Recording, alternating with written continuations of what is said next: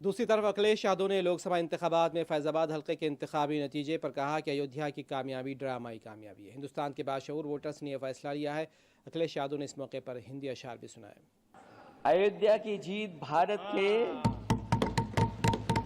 परिपक्व मतदाता की लोकतांत्रिक समझ की जीत है और हम तो अध्यक्ष महोदय यही सुनते आए हैं, होए वही जो राम रची राखा।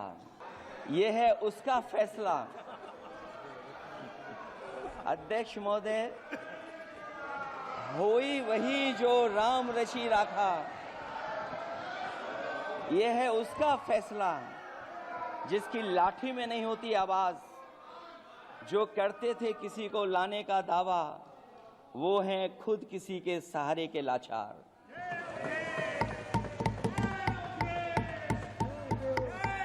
अध्यक्ष महोदय, मैं फिर कह देना चाहता हूं, होए वही जो राम रची राखा,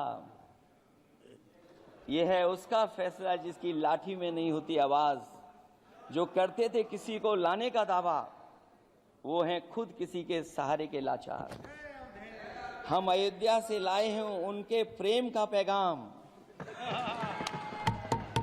हम अयोध्या से लाए हैं उनके प्रेम का पैगाम, जो सच्चे मन से करते हैं सबका कल्याण। सदियों में जन जन गाता है जिनके गान,